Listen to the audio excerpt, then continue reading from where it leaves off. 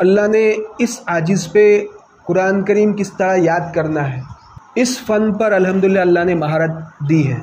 कुरान करीम सूरह फातिहा से लेकर वन्नास तक बच्चों को क्या दिक्कत हो सकती है कुरान करीम याद करने में।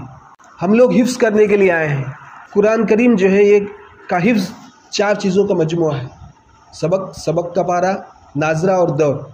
तो इससे रिलेटेड अल्हम्दुलिल्लाह मेरा एक यूट्यूब चैनल भी है हिफ्ज़ अल अफ़सी के नाम से, हिफ्ज़ कुरान विद अल अफ़सी, हिफ्ज़ कुरान विद अल अफ़सी। आप खाली यूट्यूब पे जाके हिफ्ज़ अल अफ़सी टाइप करेंगे तो ऊपर चैनल आ जाएगा मेरा। तो कुरान करीम कैसे पढ़ाएं, हिफ्ज़ क्लास कैसे पढ़ाएं, इस मौजू पर मुस्तकिल एक 12 मिनट की वीडियो मैंने तैयार की है। जब आपको मौका मिले तो जाके देख लेना, ठीक है। हिफ्ज़ अल अफ़सी, ठीक है, या फिर सिर्फ मोहम्मद साजिद मेमन या मोहम्मद साजिद नसवाड़ी भी आप टाइप कर देंगे तो ऊपर मेरे चैनल आ जाएंगे। तो इस मौजू पे अल्हम्दुलिल्लाह काफ़ी वीडियो मैंने तैयार की है और अल्हम्दुलिल्लाह अल्लाह ने कुरान करीम किस तरह याद करें इस पे किताबें भी अल्हम्दुलिल्लाह मैंने लिखी है। ये आपको यूट्यूब पे भी मिल जाएगी, अपने प्ले स्टोर पे भी मिल जाएगी और अमेज़ॉन पे भी मेरी किताबें अल्हम्दुलिल्लाह मिल जाएगी। तो बात चल रही थी कि नाजरा, पहली चीज़ है नाजरा। तो नाजरा हमारा हिफ्ज़ करने से पहले एकदम पानी जैसा पक्का होना चाहिए, पानी जैसा पक्का होना चाहिए। तो इसमें से कितने तलबा है जो नाजरा पूरा करके आए हैं? 300 पारा का नाजरा जिनका हो गया हो, ऐसे कितने तलबा है? 1 2 3 4 5 6, सिर्फ 6 तलबा है, 7 तलबा है। तो इसके अलावा बाकी सबका नाजरा गड़बड़ है ना, यानी पुख्ता नहीं है। तो उसके लिए क्या करना पड़ेगा? आपको नाजरे की तैयारी करना पड़ेगा। एक आसान शक्ल क्या है, आपके पास जुम्मा का दिन है, हफ्ते में एक दिन, तो अगले हफ्ते का नाजरा आपको जुम्मा के दिन तैयार कर लेना है। अगले हफ्ते का नाजरा जुम्मा के दिन तैयार कर लेना। मिसाल के तौर पर कोई तालिब इल्म जो है रोज़ का 1.5 सफ़ा याद करता है, सफ़ा याद करता है, तो हफ्ते के कितने सफ़े हुए? एक सफ़ा का याद करें तो हफ्ते के 6 सफ़े हुए, ठीक है। तो 6 सफ़े का नाजरा आपको जुम्मा के दिन तैयार कर लेना। जुम्मा के दिन फजर की नमाज के बाद आप बैठ गए गुस्ल वगैरह से फारिग होके, तो 3 घंटे आपको नाजरे के पीछे लगा देना है, कोई काम नहीं करना है। पहला काम नाजरा, पहला काम नाजरा। उसमें आसान तरतीब क्या है? आपसे आगे जिसका सबक चल रहा है उसको बोले कि भाई मुझे 6 सफ़े का नाजरा तैयार करना है, पाव पारे का, पाव पारे से थोड़ा ज़्यादा होगा, तो ये 6 सफ़े जो है मुझे पढ़ के सुना दे, मैं उंगली रखूँगा। वो पढ़ेगा, आप उंगली रखो। और कुछ तलबा के पास मोबाइल होगा, तो मोबाइल में जो आपका पारा चल रहा है अगले हफ्ते जो आप याद करने वाले हो, तो वो पाव पारा लगा के बार बार सुनो उसको। ईयरफोन लगा दो और उसको बार बार सुनो और अंदर उंगली रखो, उंगली रख के सुनते जाओ। एक बार मैं जब पढ़ता था यहाँ पे, ये देवलिया में पढ़ा हूँ, तो उस वक्त मोबाइल का तो ज़माना नहीं था, तो मैं टेप रिकॉर्ड लेके आया था। टेप रिकॉर्ड में कैसेट लगा के कैसेट सुनता था, टेप रिकॉर्ड में कैसेट लगाकर कैसेट सुनता था। और दूसरी तरतीब क्या की थी मैंने कि कुरान करीम की आयत को लिखता था। मुझे उस वक्त उर्दू नहीं आता था, तो हिंदी में लिखता था कुरान करीम की आयत को, और उसे जो है बार बार पढ़ता था। तो पहला स्टेप क्या है? किसी तालिब से को तू पढ़, मैं उंगली रखूँगा, तू पढ़, मैं उंगली रखूँगा। अब जैसे पढ़े तो आपको उसके पीछे पीछे उंगली रखते जाना है, ध्यान से सुनना है। उसके बाद क्या करना है? आपको खुद से पढ़ना है। एक एक रुकू करके याद करना है। एक रुकू को 2 बार 3 बार 4 बार पढ़ो देखकर। फिर किसी तालिब इल्म को सुना दो, भाई ज़रा मैं नाजरा पढ़ता हूँ, एक रुकू मेरा खाली एक रुकू सुन लेना तू। तो इसको एक रुकू सुनाया, कोई दूसरा तालिब जाता, चल तू मेरा एक रुकू सुन ले। फिर तीसरा को जाता, भाई मेरा एक रुकू सुन ले। मैं जुमा के दिन ऐसे ही करता था। मैं उस वक्त मेरी उम्र 19 साल की उम्र में हाफिज़ बनने के लिए बैठा था, तो 4 साल मुझे लगे थे। तो मेरे से छोटे छोटे बच्चे जो 10 साल के बच्चे, 12 साल के बच्चे, ऐसे बच्चों को मैं कहता था कि तुम पढ़ो, मैं ज़रा सुनता हूँ। तो वो पढ़ते थे, मैं अंदर उंगली रखता था और सुनाओ, भाई मेरा एक रुकू ज़रा सुन लेना। तो सुनाने से क्या होगा? जहाँ पे गलती जा रही हो पे लकीर लगाओ, भाई ये यहाँ पे मेरी गलती हुई है, तो उस लकीर को, उस लफ्ज़ को 10 बार 20 बार 15 बार उसको पढ़ो।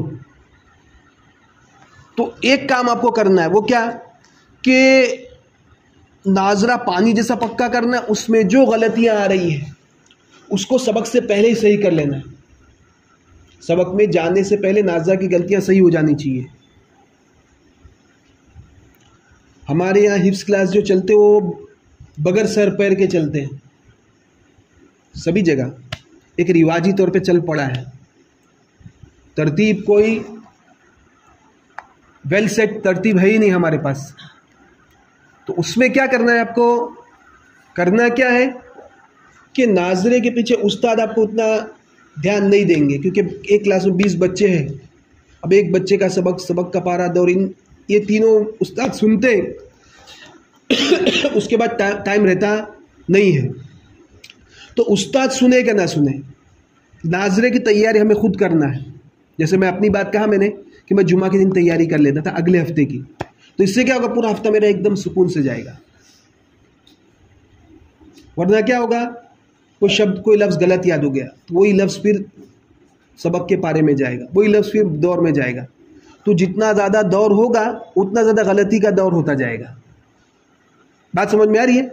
एक लफ्ज़ तुमने गलत याद कर दिया, अब वही गलती का दौर हो रहा बार बार बार बार बार बार, तो गलती पक्की हो जाएगी। जैसे मैंने गलती की थी, वनुदखिलहुम ज़िल्लन ज़लीला, ये लफ्ज़ है, तो मैंने क्या पढ़ा था, वनुदखिलहुम ज़िल्लन ज़लूला पढ़ा था। कितने साल हो गए मेरे को हिफ्ज़ करके, आज से 22-23 साल हो गए, तो अभी भी मुझे सबक की गलती याद है कि मैंने इसको गलत ऐसे पढ़ा था। फिर वज़रब लना मसलन वनसिया खल्क़ा, सूरह यासीन में वज़रबना लहू मसलन, वज़रबना पढ़ा था मैंने, असल क्या है वज़रबा, बापे ज़बर है, तो फिर जज़्म पढ़ लिया था मैंने, अभी भी याद है मेरे को।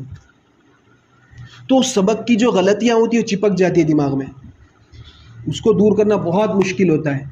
इसलिए क्या करना है, नाज़िम में पूरी कोशिश लगा देता है कि कोई लफ्ज़ मैं गलत याद नहीं करूँ, कोई लफ्ज़ मुझे गलत याद ना हो जाए। पहले याद रहेगा तुम लोगों को क्या करना है, नाजरा पानी जैसा पक्का करना है। उस्ताद सुने कि ना सुने वो हमारी जिम्मेदारी है, हमें अपने तौर पे नाजरा पक्का करना है।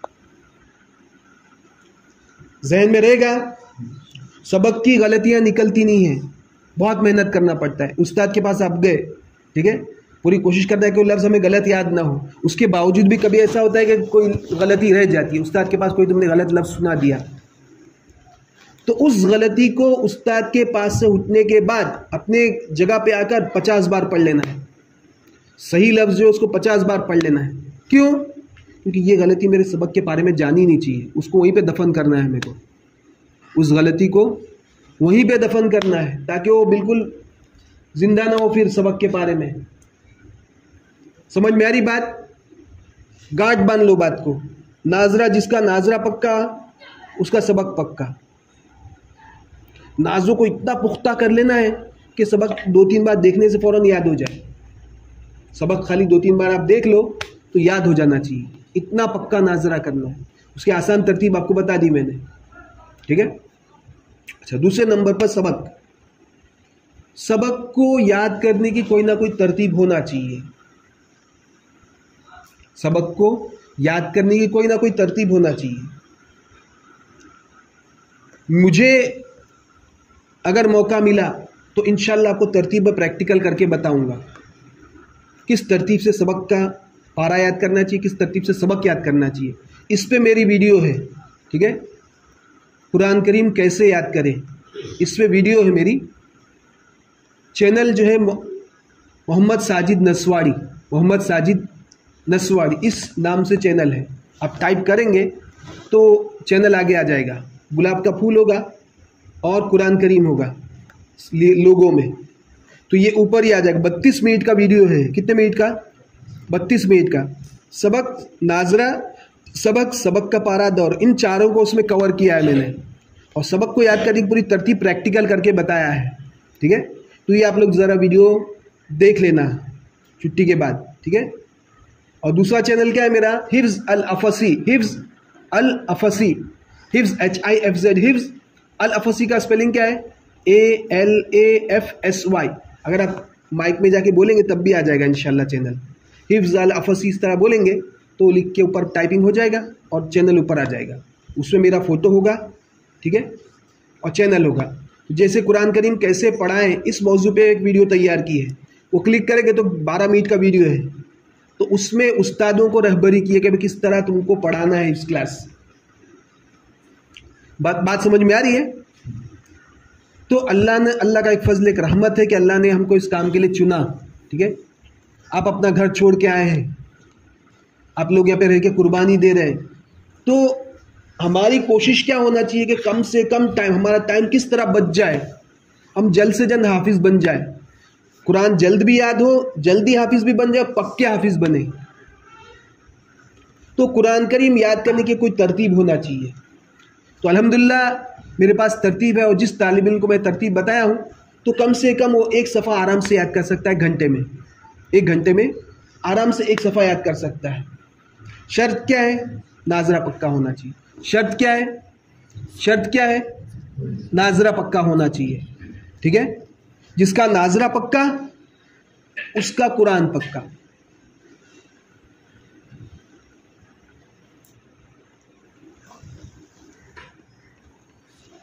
समझ में आ रही बात? तो सबक को याद करने की तरतीब इंशाल्लाह मुझे मौका मिलेगा तो मैं आप लोगों को तरतीब प्रैक्टिकल करके बताऊंगा, ठीक है।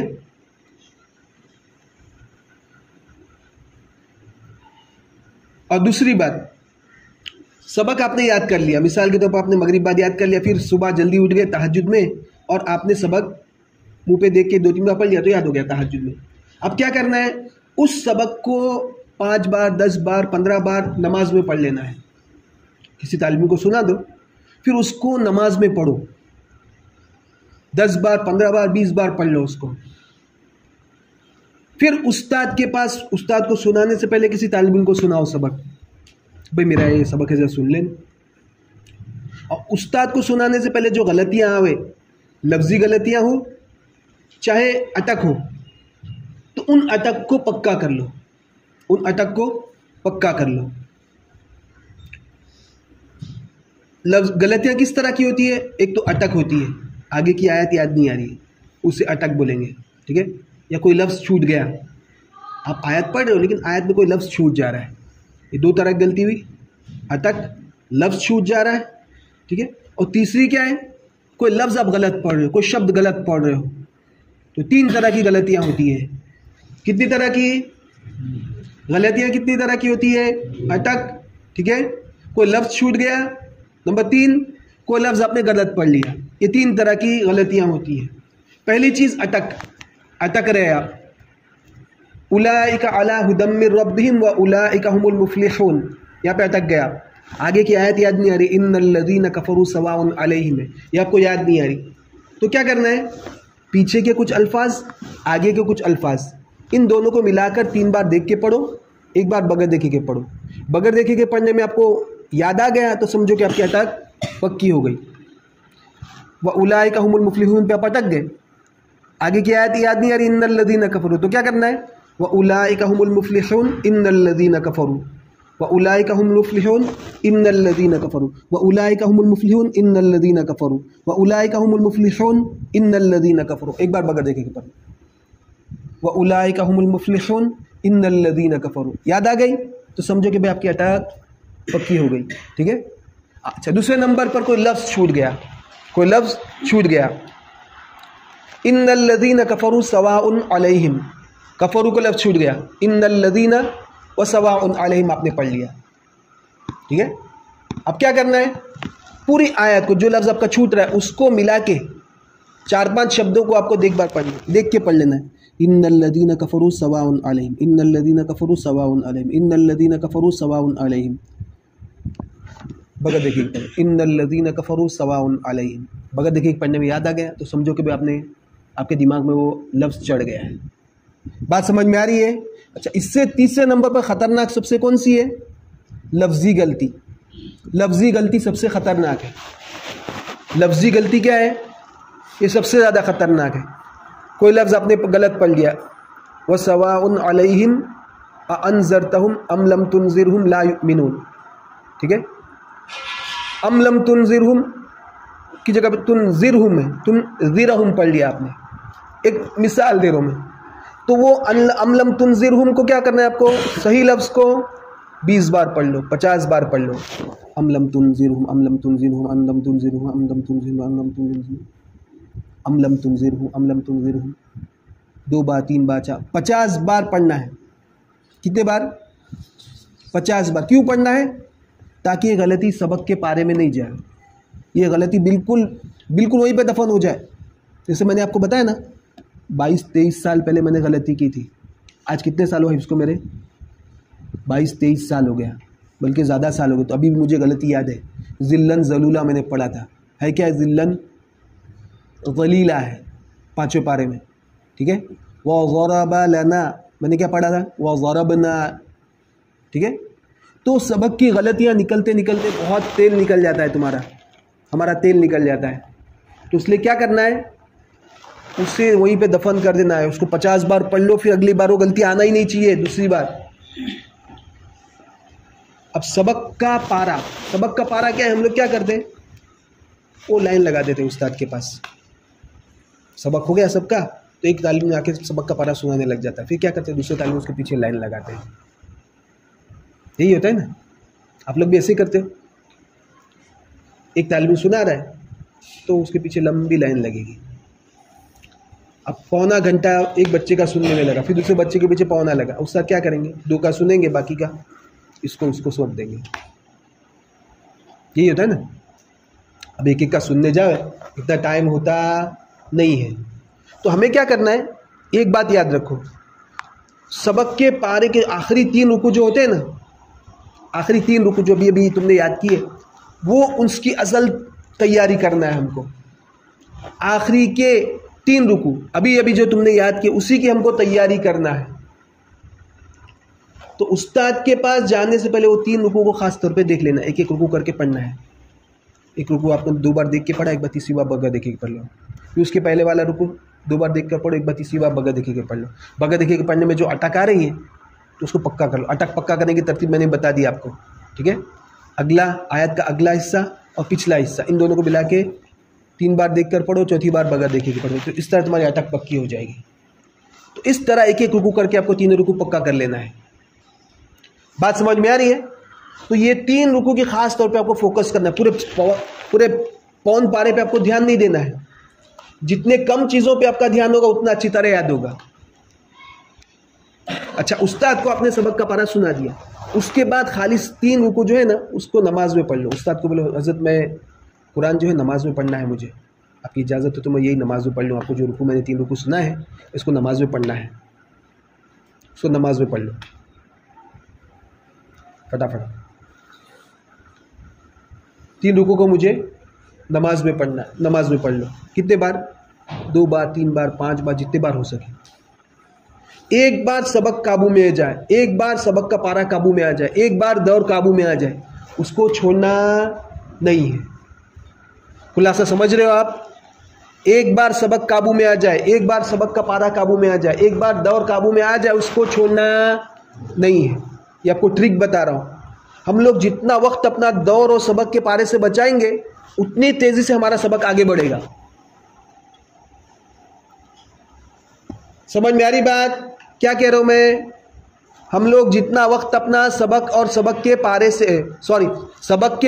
से और दौर से बचाएंगे, उतना अब हम लोग कहाँ लगा सकते हैं उसको? सबक के पीछे।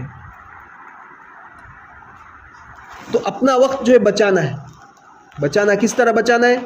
जो एक बार काबू में आ जाए, सबक काबू में आ जाए, सबक का पारा काबू में आ जाए, दौर काबू में आ जाए, उसको छोड़ना नहीं है। उसको नमाज में पढ़ना है। नमाज में पढ़ने से कुरान ज़्यादा पक्का होता है।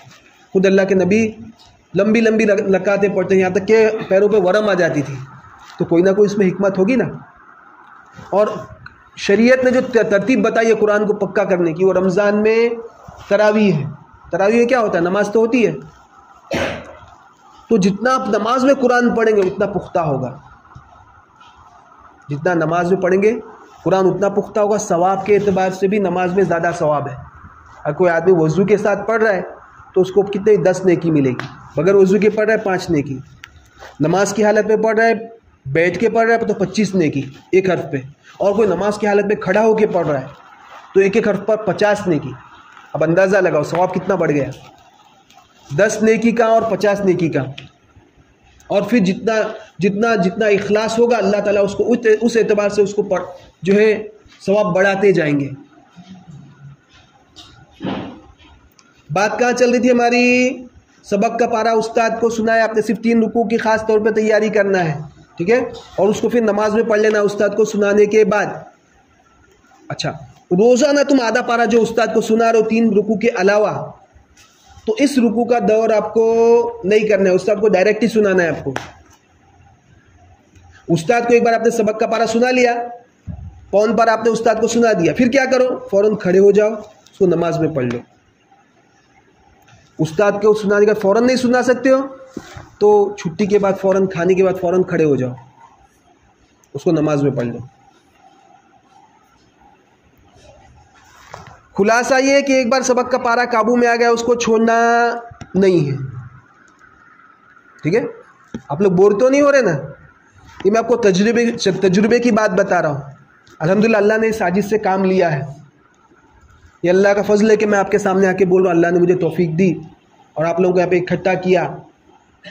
आज आपके उस्ताद नहीं तो मुझे मौका भी ज़्यादा मिल गया आप लोगों से बात करने का। और मैं सिर्फ हिफ्ज़ के मौजू पे बात करूँगा, इसके अलावा किसी मौजू पे बात नहीं करूँगा मैं। तो बात क्या चल रही थी, 3 रुकू सिर्फ हमें तैयारी करना है, बाकी जो है वो रोज़ाना आप सुनाते ही है, तो उसकी तैयारी आपको करना नहीं है। उस्ताद को सुनाने के बाद फ़ौरन उसको नमाज में पढ़ लो। अच्छा, जो चीज़ आपको याद हो जाए, जैसे मिसाल के तौर पर आपने सबक का पारा आपको याद हो गया, अब एक बच्चा उस्ताद को सुनाने के लिए बैठा हुआ है। हम लोग क्या करते हैं, सबक का पारा पीछे बैठे बैठे वही याद करते रहते हैं, 1 बार पढ़ लिया, 2 बार पढ़ लिया, 3 बार पढ़ लिया, 4 बार पढ़ लिया। भाई क्या बेवकूफ़ी कर रहे हो तुम, क्या बेवकूफ़ी कर रहे हो, तुमको सबक पारा याद हो गया, आप उसके पीछे क्यों पड़े हो। उसको छोड़ो, दौर की तैयारी करो। 3 रुकू आपको पक्का याद है, 3 रुकू असल देखना है, उसको देख लो और फ़ौरन तुम पीछे बैठे बैठे दौर की तैयारी शुरू कर दो। समझ में आ रही बात। तो जितना वक्त आप अपना दौर से बचाओगे उतना वक्त सबक के पीछे लगा सकते हो। तुम्हारा नाजरा कच्चा है, उस्ताद को सबक का पारा सुना दिया, फ़ौरन नाजरे की तैयारी करो बैठे बैठे। उस्ताद तो तुम्हारी जगह पे देखने के लिए नहीं है कि भाई सबक का पारा याद कर रहा है कि दौर याद कर रहा है या नाजरा याद कर रहा है। हाँ, दौर बाकी हो तो फ़ौरन दौर की तैयारी करो और आखिर में तुम्हारे पास टाइम मिलेगा नाजरे के लिए। समझ में आ रही बात। तो कहाँ पे मैं आखिरी बात मैंने क्या कही आपको, आखिरी बात क्या कही जी, आखिरी बात किस पे हमारी मुकम्मल हुई थी। हाँ, 3 रुकू पे बात चल रही थी, है ना। तो 3 रुकू आपको कैसे, हाँ ये बात चल रही थी कि हमको सबक का पारा याद हो गया है, हम लोग लाइन में बैठे हुए हैं, इंतज़ार में बैठे हुए हैं, उस वक्त अपना वक्त ज़ाया नहीं करना है। हम लोग क्या करें, इंतज़ार में घंटा वेस्ट कर रहे हैं। आपको ट्रिक मैंने क्या बताई, हमें दौर में से, सबक के पारे में से टाइम को निकालना है और वो कहाँ पे लगाना है, सबक के पीछे। हम लोग क्या दिमाग में भरा हुआ है कि भाई मगरिब बाद जो हम लोग याद करते हैं वही याद होता है, बाकी टाइम में हम लोग को सबक याद नहीं होता है। 99.99 बच्चों के दिमाग में भरा हुआ है कि भाई मगरिब बाद जो याद करते हैं वही हमें याद होता है, बाकी टाइम में याद नहीं होता। ऐसा नहीं है। मैं खुद यही सोचता था, मेरे 21 पारे हुए तब तक मेरे जहन में यही भरा हुआ था कि भाई ये मगरिब बाद जो हम लोग याद करते हैं वही याद होता है, बाकी टाइम में याद करते हो तो याद नहीं होता। ऐसा नहीं है।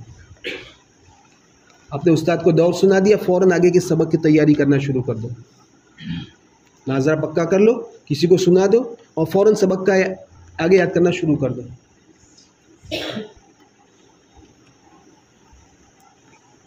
उस्ताद को आपने सबक का पारा सुना दिया तो वही सबक के पारे को नमाज में पढ़ लेना है।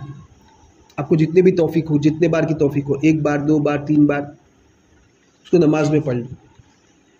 अच्छा, दौर हम लोग क्या करते हैं, एक साथ पूरे पारे को याद करते हैं, आधा पारा, पौन पारा, पाव पारा, बार बार उसको देख के पढ़ते जाएंगे पढ़ते जाएंगे पढ़ते जाएंगे, उसको बगैर देखे के पढ़ते ही नहीं है। तो बगैर देखे के नहीं पढ़ोगे तो पता कैसे चलेगा कि कहाँ पे कच्चा है तुम्हारा? तुम्हारी जो अटक आ रही है कहाँ पे आ रही है किस तरह पता चलेगा? तो इसलिए क्या करना है, अगर आप पाव पारा करके याद कर रहे हो तो क्या करो, एक बार दो बार देख के पढ़ो, तीसरी बार बगैर देखे के पढ़ो। बगैर देखे के पढ़ने में जहाँ पे अटक आ रही है तो जो तरतीब मैंने आपको बताई उस तरतीब से अटक को दूर करो। ये हमारे उस्ताद अक्सर उसका तरतीब बताते ही नहीं है, क्योंकि क्या होता है कि वो उनके बचपन के ज़माने में उन्होंने हिफ्ज़ किया होता है। अब हिफ्ज़ क्लास का कब पढ़ा रहे हैं, उनकी जवानी में पढ़ा रहे हैं, तो उनके उस्ताद ने उनको किस तरतीब से पढ़ाया उनके जहन में होता नहीं है। तो ये जो आपको बातें बता रहा हूँ मैं, अक्सर बच्चों के सामने बातें नहीं है, अक्सर बच्चों के सामने बातें ये नहीं है। क्यों? क्योंकि हमारे उस्ताद ने हमको बताया ही नहीं। बात क्या चल रही थी, पौ पौ पारा करके तुम याद करो तो दो बार देख कर पढ़ो, तीसरी बार बगैर देखे के पढ़ो पौ पारे को। फिर जहां पे तुम्हारी अटक आ रही है उन अटक को पक्का करो, ये तुम्हारा कुरान पक्का, पारा पक्का। चौथी बार आपको पढ़ने की जरूरत नहीं। अगर एक बार में आपको याद हो रहा है तो दूसरी बार पढ़ने की जरूरत नहीं, दो बार में याद हो रहा है तो तीसरी बार पढ़ने की जरूरत नहीं। बात समझ में आ रही है? सबका दिमाग अलग अलग होता है। कुछ बच्चों का दिमाग कमजोर होता है, तुमको दो बार देख के पढ़ने से याद होता है, तीसरी बार बगैर देखे के पढ़ना पड़े। एक बार बगैर देखे आपको पढ़ना लाजमी है, लेकिन पहली बार जो पढ़ रहे हो वो देख के पढ़ना है, दूसरी बार बगैर देखे के पढ़ना है, जिसका जैसा जहन, ठीक है। और दूसरी बात, कुछ रुको आसान होते, कुछ रुको मुश्किल होते हैं। हम लोग क्या करते हैं कि भाई लगातार देख के पढ़ते जाते, दो बार तीन बार चार बार, ऐसा नहीं। अंदाज़ा लगाओ भाई मेरा रुकू कच्चा है कि पक्का है। उस एतबार से देख के पढ़ने की तादाद में कमी बेशी करना चाहिए। अगर रुकू कच्चा है उसको ज़्यादा बार देख के पढ़ो, दो बार तीन बार चार बार देख के पढ़ो, फिर एक बार बगैर देखे के पढ़ो। बगैर देखे के पढ़ने में जो अटक आ रही है उसको पक्का करो। समझ में आ रही बात? कोई भी काम हम लोग तरतीब से करेंगे तो काम आसान हो जाएगा। अगर मुझे बड़ौदा जाना है तो मैं अपनी खुद की गाड़ी लेके जाऊंगा तो फ़ौरन पहुंच जाऊंगा, ठीक है। अब मुझे टुकड़े टुकड़े में जाना है तो चौकड़ी पे खड़े रहना पड़ेगा, बस का इंतज़ार करना पड़ेगा। डायरेक्ट मिली तो मिली, नहीं तो फिर मुझे टुकड़े टुकड़े में जाना पड़ेगा। तो एक तरतीब है कोई भी काम करने की। अगर मुझे मालूम नहीं, कोई डायरेक्ट की साधन नहीं मिल रहा मुझे, तो परेशान होना पड़ेगा। तो इस तरह हिफ्ज़ की एक तरतीब है। तरतीब के हिसाब से काम करोगे तो जल्दी हिफ्ज़ हो जाएगा, उस्ताद की मार कम पड़ेगी। अब कुछ कुछ उस्ताद तो बहुत ज़्यादा गर्म हो जाते हैं। मैंने ऐसे भी उस्तादों को देखा, वो पटला उठा के बच्चों के सर पे मार डाला है कुछ मदरसे में। ऐसा नहीं करना चाहिए, तो जुल्म है। इतना ज़्यादा भी शिद्दत नहीं करना चाहिए कि बच्चों पे जुल्म हो जाए। तो कहने का मंशा ये तरतीब आपको बता रहा हूँ मैं, इसको गांठ बांधो। मैं यहाँ पे मेरा बार बार आना होगा तो आप मुझसे पूछो, आपकी जो परेशानी है मेरे को बताओ कि हमको सबक याद नहीं हो रहा है, सबक का पारा याद नहीं हो रहा है, दौर कच्चा रह रहा है हमारा। तो आपकी जो परेशानी है मेरे सामने बयान करो। आप तलबा हर तालिब इल्म अपने इनफिरादी तौर पे मेरे से मिले, भाई हमारा ये प्रॉब्लम है, मेरा नाजरा कच्चा है तो मैं किस तरह पक्का करूँ, दौर कच्चा है तो किस तरह पक्का करूँ। फिर जो तरतीब बता उस तरतीब को फॉलो करना पड़ेगा। सिर्फ सुनने से काम नहीं चलेगा, उस पर अमल करना पड़ेगा। आप डॉक्टर के पास गए, डॉक्टर ने गोलियाँ दे दी, भाई ये नुस्खा खा ले तो इंशाल्लाह तेरी बुखार दूर रहेगी। डॉक्टर के पास गए तो सही, लेकिन गोलियाँ नहीं खाई आपने, बुखार उतरेगी नहीं उतरेगी। तो हर फील्ड के आप माहिर के पास जा रहे हो तो उस फील्ड के जो माहिर है उसकी सलाह पे आपको अमल करना पड़ेगा। कितनी चीज़ें हो गई, नाजरा, सबक का पारा, दौर में आपको मैंने बताया कि एक एक रुकू करके याद करो।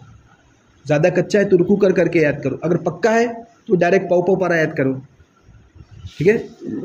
हम लोग दौर याद करते तो पहले अंदाज़ा लगाओ भाई मेरा रुकू पक्का है कि कच्चा है, रुकू मेरा पक्का है कि कच्चा है तो एक एक रुकू करके याद करो।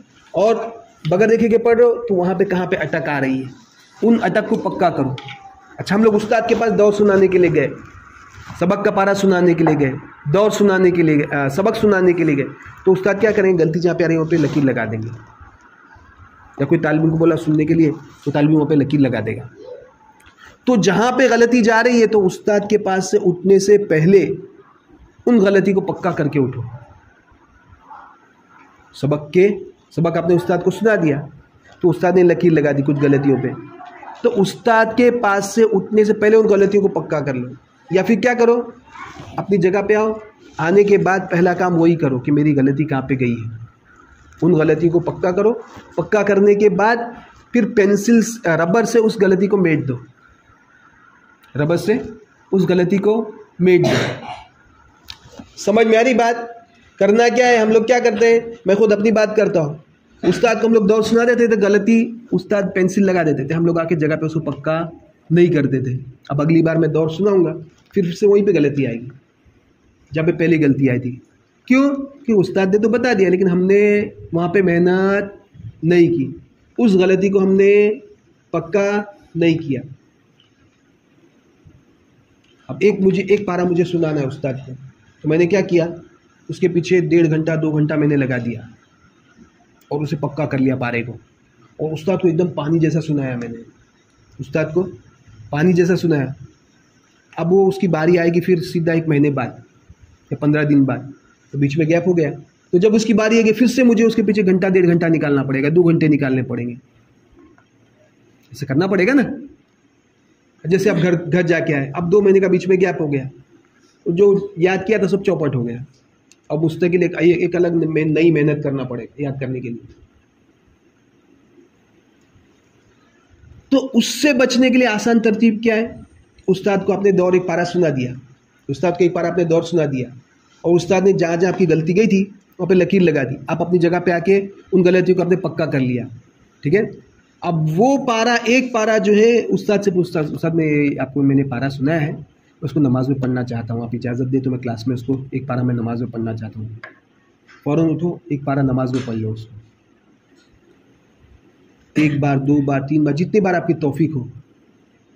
नमाज में पढ़ने में अजीब लुत्फ़ आता है, कुरान करीम नमाज में पढ़ते हैं तो अजीब मज़ा आता है। पहले थोड़ा नफ्स पे भार लगता है, बोझ लगता है, लेकिन पढ़ने का फिर मज़ा भी ऐसा आता है। अल्लाह ताला कुरान करीम के ज़रिए नफ्स का तज़किया करते हैं। अल्लाह का एक अजीब नूर दिल में पैदा होता है कुरान करीम पढ़ने से। आप दूसरी किताबें हो, एक किताब मेरे पास कोई नहीं आई है तो मैंने उसको 1 बार पढ़ लिया, 2 बार पढ़ लिया, तीसरी बार पढ़ा, क्या है किताब को पढ़ने का, बार बार आदमी उगता जाए। लेकिन कुरान करीम में क्या, अल्लाह ताला की किताब है। कुरान अल्लाह हुज़ूर सल्लल्लाहु अलैहि वसल्लम का सबसे बड़ा मौजिज़ा है, अल्लाह का कलाम है, इसलिए तुम जितने बार पढ़ोगे पढ़ने का और दिल करेगा। तो ये तो उगता ही नहीं, थक जाओगे अलग चीज़ है, लेकिन उगता होगे नहीं, बोर नहीं होगा आदमी कुरान करीम पढ़ने से। हाँ, एक आदमी सुबह से बैठा हुआ है, सुबह 7 बजे से लेके 11 बजे तक बैठा हुआ है, तो जाहिर सी बात है थकान तो लगेगी, थकान तो लगने ही वाली, लेकिन उगताएंगे नहीं आप, बोर नहीं होंगे। उसको नमाज में पढ़ो, उस्ताद को सुनाने के बाद उसको नमाज में पढ़ो, बार बार पढ़ो जितना आपको तौफीक हो। जैसे भी मैंने रमज़ान में कुरान सुनाया बच्चे को, तो पहले मैं नमाज में पढ़ा उसको, बगैर देखे कि मैंने डायरेक्ट नमाज में पढ़ लिया। अल्लाह से दुआ कि अल्लाह मेरे लिए आसान कर दीजिए, मेरे सीने से आपके पाक कलाम की आयत को जारी कर दीजिए। अल्लाह से दुआ मांगना चाहिए, नमाज़ पढ़ने से पहले अल्लाह से दुआ मांगो कि अल्लाह मेरे सीने में से आपके पाक कलाम की आयत को जारी कर दीजिए, मेरे लिए कुरान करीम पढ़ना आसान कर दीजिए, तौफीक दे दीजिए मुझे। कि नमाज जो है ये इबादत है, ये कब होगी, अल्लाह ताला तौफीक देंगे तो। समझ में आ रही बात। और 5वीं चीज़ मैं बताना रह गया, वो क्या है, गुनाहों से बचना, गुनाहों से बचना। हज़रत शाफ़ी रहमतुल्लाह अलैह बहुत बड़े बुज़ुर्ग गुजरे हैं, 4 इमाम जो है उनमें से एक इमाम जो हज़रत शाफ़ी रहमतुल्लाह अलैह, एक मुस्तकिल एक मसलक चला है उनका। तो उन्होंने अपने उस्ताद से शिकायत की कि हज़रत मैं कुरान करीम पढ़ता हूँ, हदीस पढ़ता हूँ, मुझे याद नहीं रहता है। हज़रत ने क्या नसीहत की, बेटा तू गुनाहों से बच, गुनाहों से बच। क्यों? क्योंकि कुरान करीम में अल्लाह का नूर है, और ये नूर जो है गुनहगारों को नहीं मिलता, गुनहगारों को नहीं मिलता। इसलिए आप देखोगे मस्जिद में जाओगे, मदरसों में जाओगे, लोग आपको हिफ्ज़ क्लास पढ़ाते हुए दिखेंगे, हदीस की किताबें पढ़ाते हुए दिखेंगे, लेकिन इनफिरादी तौर पर उनको कुरान करीम खोलकर पढ़ने की तौफीक अल्लाह ने छीन ली है। आपको 99.99 लोग रमज़ानी मिलेंगे। हाफिज़ कैसे मिलेंगे? रमज़ानी। रमज़ानी समझते हो? जो कुरान रमज़ान में खोलते हैं। क्यों? क्योंकि आँखों का ज़िना ये बिल्कुल आम हो गया है। उसकी नहुसत क्या है कि अल्लाह ताला कुरान करीम देख के पढ़ने की तौफीक छीन लेते, कुरान करीम पढ़ने की तौफीक छीन लेते हैं। इसलिए आप मदरसे में आए हो, मैं परसों कुछ कमरों में गया था तो बच्चे माशाल्लाह 2 बच्चे 3 बच्चे साथ में मिलकर मोबाइल देख रहे थे। तो आप यूट्यूब खोल के बैठे हैं तो नामुमकिन है कि भाई एक बार यूट्यूब खुल जाए आदमी गुनाहों से बचे। नामुमकिन है कि आदमी यूट्यूब खोल देवे और गुनाहों से बचे। इसलिए कुछ बच्चों को पढ़ने में दिल नहीं लगता है कि भाई मदरसे घर से आए तो अब पढ़ने में दिल नहीं लग रहा है, बोले 1 हफ़्ता हो गया लेकिन पढ़ने में मेरा दिल नहीं लग रहा है। क्यों नहीं लग रहा है? क्योंकि इंसान का दिल बेचैन हो जाता है। जब गुनाह होते हैं तो दिल जो हो बेचैन हो जाता है। मैं नसवाड़ी में पढ़ाता था तो मेरे पास एक बच्ची भी पढ़ती थी, एक लड़की पढ़ती थी। तो अब इंग्लिश मीडियम का माहौल कैसा, वो आज़ादाना माहौल होता है। बच्चे घर से निकले, सुबह 7 बजे निकले, उसमें लड़के भी होते हैं लड़कियां भी होती है।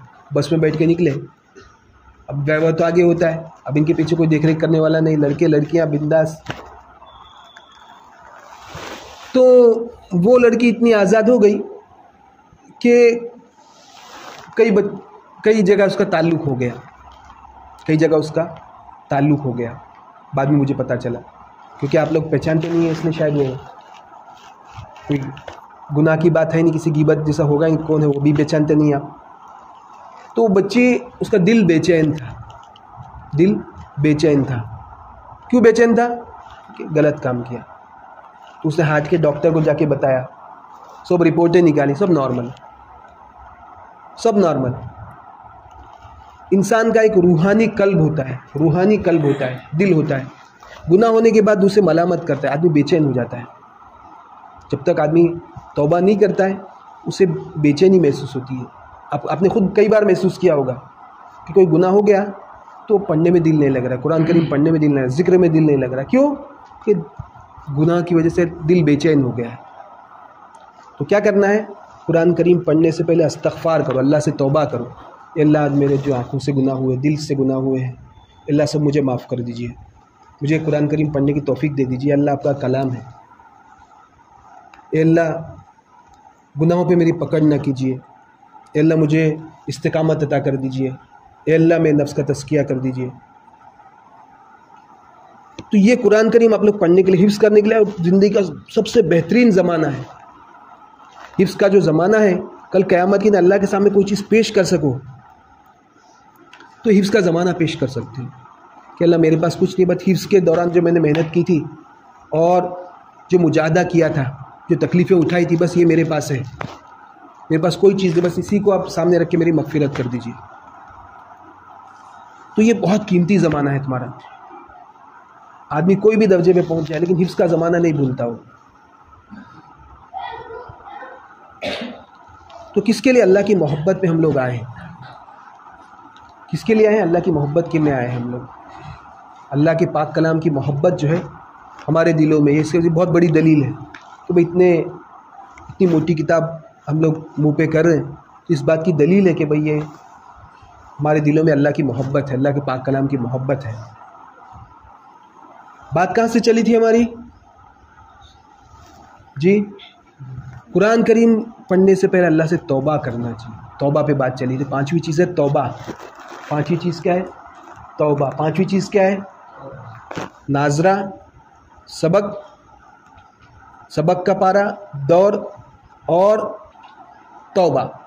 ये छेल्ले को पहले नंबर पर लेके आ जाओ, छेल्ले को पहले नंबर पर, 5वें को पहले नंबर पर लेके आ जाओ। पहली चीज़ तौबा। तौबा को मजबूती से पकड़ो। गुनाह हमसे होंगे, 100% होंगे, सबसे होंगे, लेकिन गुनाह पे मोमिन जो होता है और फासिक जो होता है, इसमें फ़र्क क्या है? कि भाई मोमिन से गुनाह हो जाते लेकिन गुनाह पे बाकी नहीं रहता है, वो तौबा करके फिर अल्लाह से सुलह कर लेता है। एक बुज़ुर्ग थे हज़रत बायज़ीद बस्तामी रहमतुल्लाह अलैह, शायद मुझे पक्का याद नहीं है, उनका एक कौल है, कोई जब भी मैं कोई गुनाह करता हूँ तो अल्लाह ताला जो फ़ौरन मेरी नकीर करते, मुझे पता चल जाता है कि मैंने गुनाह किया है। वो किस तरह कि मेरे मातहत जो वो मेरी नाफरमानी करेंगे, जो मेरे कंट्रोल में है, मेरे शागिर्द है, मेरी बीवी है, मेरे बच्चे हैं, फ़ौरन उसका मेरी नाफरमानी, अल्लाह की नाफरमानी की झलक मुझे किस में दिखेगी? फ़ौरन मेरे मातहतों में दिखेगी। आज क्लास में चले गए और उस्ताद बहुत ज़्यादा गर्म हो रहे हैं, सबक याद किए करके नहीं आया, ठीक तरह बैठता नहीं है, फ़ौरन सोचो कि मेरे से कोई कल रात में कोई गुनाह तो नहीं हुआ है, कल रात में कोई गुनाह तो नहीं हुआ है। जैसे मैं छुट्टियों के ज़माने में एक मदरसे में गया था, खरोज दारुल में पढ़ाता था, तो वहाँ पे मैं एक किताब की मुझे तैयारी करनी थी, तो उस नुस्खे को कंप्यूटर पे तैयार करने के लिए लैपटॉप लेके गया था मैं, लैपटॉप लेके। तो उस दौरान मेरा मोबाइल चोरी हो गया। मेहमान खाने में रुका था तो वहाँ पे मेरा मोबाइल चोरी हो गया, बहुत महंगा मोबाइल था। तो कभी ऐसा होता है कि अल्लाह ताला फ़ौरन पकड़ कर लेते हैं, और कभी ऐसा होता है कि अल्लाह ताला ढील देते हैं, उसको क्या करते हैं? ढील देते। तो हमारे उस्ताद हम पे गर्म हो रहे हैं, तो फ़ौरन सोचो कि भाई रात में मेरे से कोई गुनाह हो गया है, कोई ना कोई बात मेरी गड़बड़ हुई, अल्लाह से रुजू करो। समझ में आ रही बात? अल्लाह से फ़ौरन रुजू करो, और क्लास में आने से पहले अल्लाह से दुआ करके आओ कि अल्लाह मेरा सबक का मामला, सबक के पारे के मामला, दौर का मामला आसान कर दीजिए। उस्ताद के दिल में मेरी मोहब्बत डाल दीजिए, उनके दिल में मेरे लिए नरमी डाल दीजिए। और उस्ताद के पास सुनाने से पहले क्या करो, चाहे सबक हो, सबक का पारा हो, दौर हो, ख़ास करके सबक का पारा और दौर, उसमें मुशाबत ख़ास तौर पे देख लो। उस्ताद के पास जाने से पहले, जैसे मैं सबक का पारा सुनाता था तो पहले तैयारी कर लेता था, ख़ास करके पीछे के 2-3 रुकू की, अभी जो सबक का नया जो रुकू अब ताज़ा याद की, उसकी तैयारी कर लेता था और मुशाबत देख लेता था कि भाई ये पौना पारा मुझे उस्ताद को सुनाना है, तो उसमें मुशाबत कहाँ पे है, उस मुशाबत को देख लो। उसके बाद फिर उस्ताद को सुना, एक कॉन्फिडेंस हो जाता है, आदमी में एक हिम्मत आ जाती है कि भाई मैं अच्छी तरह सुना सकता हूँ, और अपने आप को बोलो कि भाई मुझे याद है, अल्हम्दुलिल्लाह मैं सुना सकता हूँ। और अल्लाह से दुआ करो कि अल्लाह मेरा सबक का पारा आसान कर दीजिए, सबक आसान कर दीजिए, दौर आसान कर दीजिए। ये रास्ता मांगने का रास्ता है। कुरान करीम की तिलावत के बाद दुआएं कबूल होती है। मौका माल दे के अल्लाह से मांगते रहो, मांगते रहो, मांगते रहो, मांगते रहो। गलती हो, गुनाह हो, फ़ौरन अल्लाह से तौबा करो, वो फ़ौरन उसके बाद कोई दुआ कर लो, कोई चीज़ अल्लाह से मांग लो। जैसे हज़रत दाऊद अलैहिस्सलाम से गलती हुई, दाऊद अलैहिस्सलाम से एक गलती हुई, सुलेमान अलैहिस्सलाम से गलती हुई, फ़ौरन उन्होंने अल्लाह से तौबा की, फिर उसके फ़ौरन अल्लाह से मांग लिया, सुलह हो गया, अल्लाह ताला खुश हो गए मांगने से, तौबा करने से, फ़ौरन अल्लाह से मांग लिया। क्या दुआ की? मुल्कन ला यंबगी लि अहदिम मिन बादी क़ाल रब्बि इग़फ़िरली वहबली मुल्कन ला यंबगी लि अहदिम मिन बादी। मुझे माफ़ कर दीजिए अल्लाह, और मुझे ऐसी सल्तनत अता कीजिए कि मेरे बाद किसी को ऐसी सल्तनत अता ना हो। कितनी भारी दुआ थी। तो अल्लाह ने ऐसी सल्तनत दी कि जिन्नात पे भी सुलेमान अलैहिस्सलाम की हुकूमत, चरिंदों परिंदों पे भी हुकूमत, और बाकायदा उनका तख्त चलता था हवा में। ऐसी हुकूमत किसी को नहीं दी।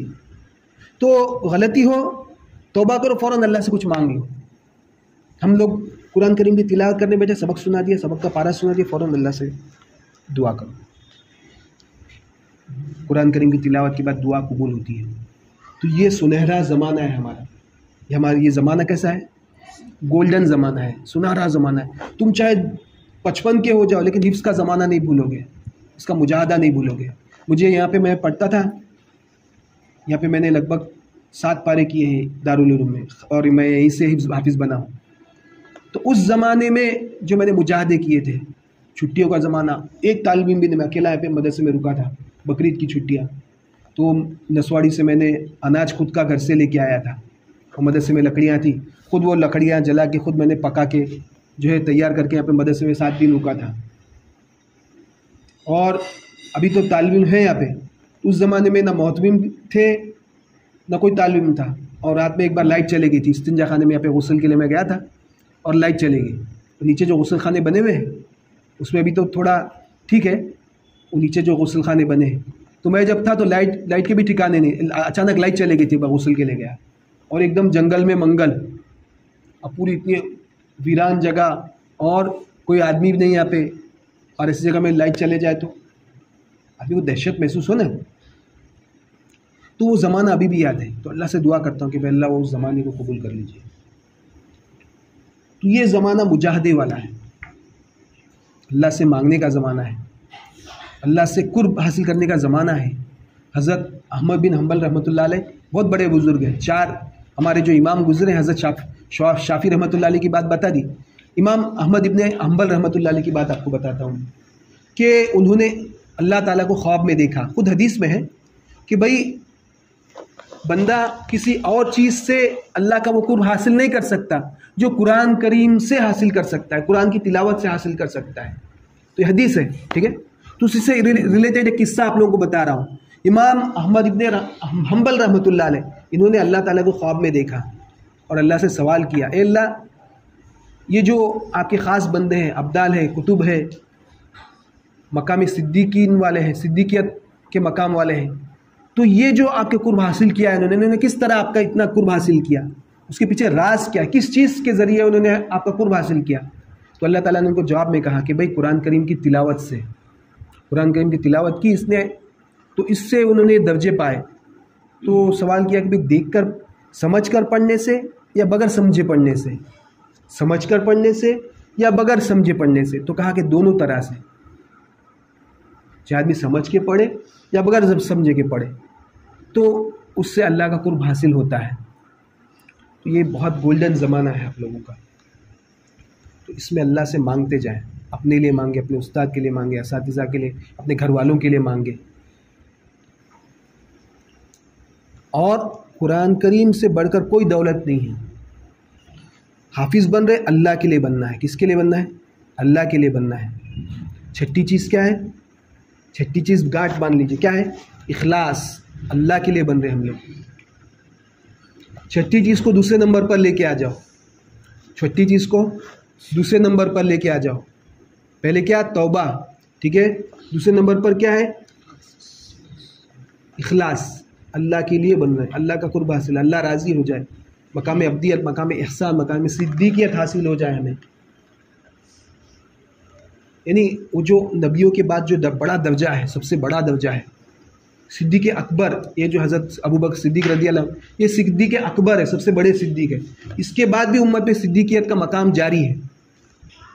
तो अल्लाह से कुरान करीम पढ़ने की दुआ करें कि अल्लाह मुझे इखलास अता कर दीजिए। कुल कितनी चीज़ें हुई? 6।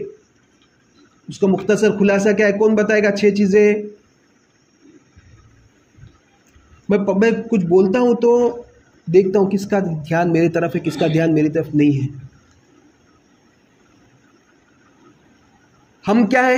एक्टिव नहीं बनना है, पैसिव नहीं बनना है, एक्टिव बनना है। एक्टिव किसको बोलते हैं? चुस्त जो होता है उसको एक्टिव बोलते हैं।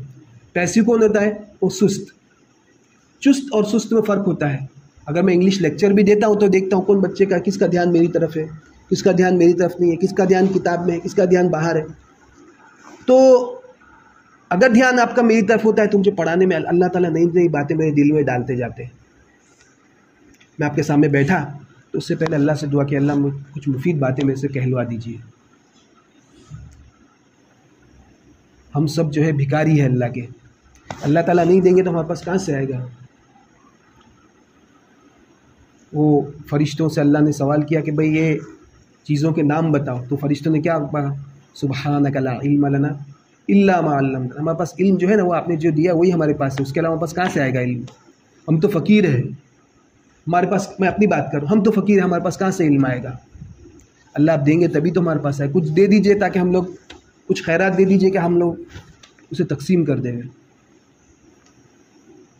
तो जितना ध्यान आपका होगा, जितनी तलब से आप लोग बैठेंगे तो उसका असर सामने वाले के दिल पे होगा।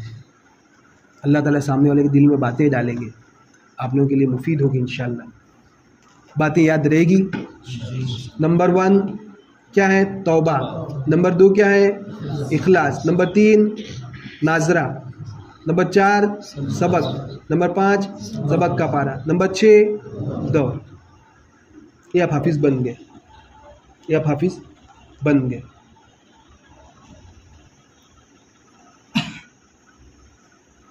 आपको शॉर्टकट मैंने बता दिया। अब इसके बाद भी आपको कोई डाउट रह रहा है, किसी को कुछ पूछना है, तो मेरा लगभग रोज़ाना आना हो जाना होगा, ये 1 महीने तक लगभग।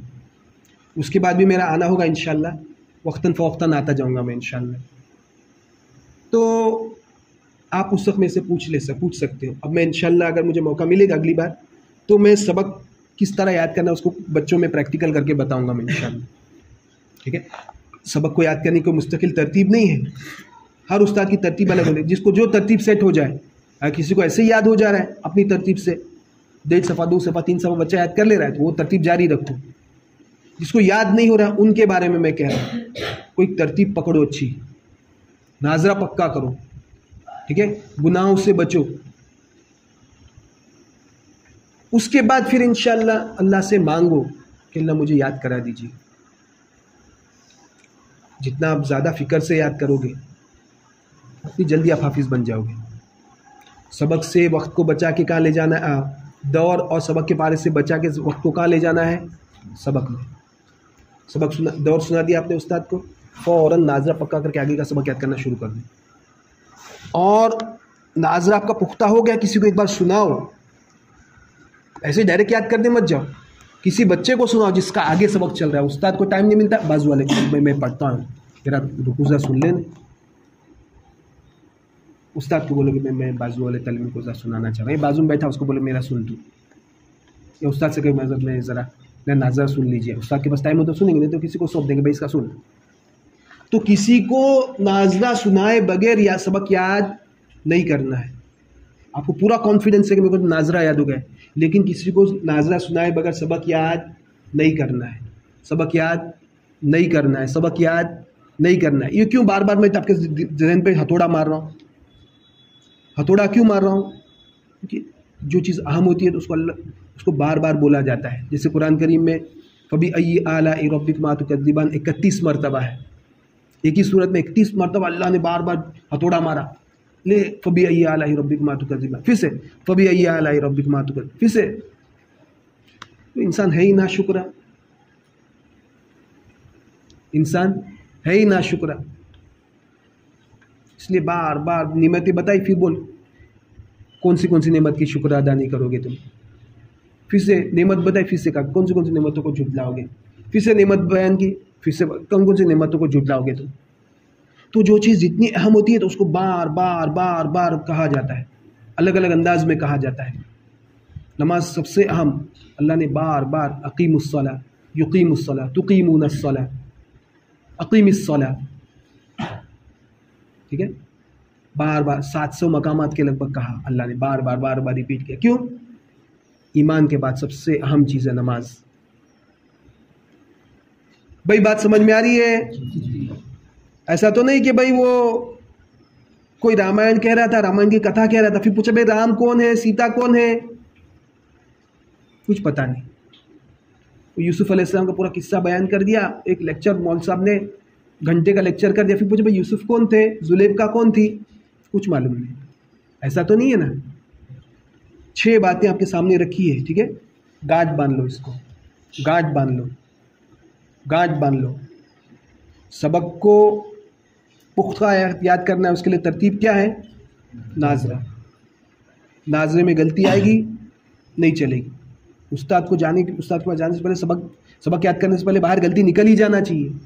पता चल गया है गलती है, उसको 20 बार 30 बार 40 बार पढ़ो नाजरे को। जो लफ्ज़ गलत गया उसको पक्का करो, उसके बाद ही सबक याद करो, ठीक है। अल्लाह अमल की तौफीक देवे। और इसके अलावा मेरे वीडियोस भी है यूट्यूब पे, उसकी भी आप मदद ले सकते हो। 300 के ऊपर वीडियोस है, 2 अलग अलग चैनल है, तो दोनों में मिला के अगर 600 से ऊपर मेरे वीडियोस पड़े हैं, ठीक है। तो ये ख़ास हिफ्ज़ के मौजू पे है, पूरे बहुत सारे हिफ्ज़ के मौजू पे ही है।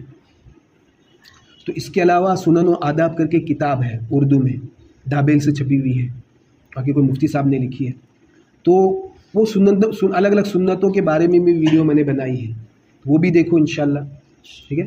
कि ग्रुप्स में उसको शेयर करो, ठीक है। तो एक हिफ्ज़ अल अफसी नाम याद रहेगा, हिफ्ज़ अल-अफ़सी, और दूसरा चैनल है हाफिज़ साजिद नसवाड़ी। हाफिज़ साजिद नसवाड़ी भी आप यूट्यूब पे जाके स्पीकर पे बोलेंगे तो ऊपर ये चैनल आ जाएंगे दोनों, ठीक है।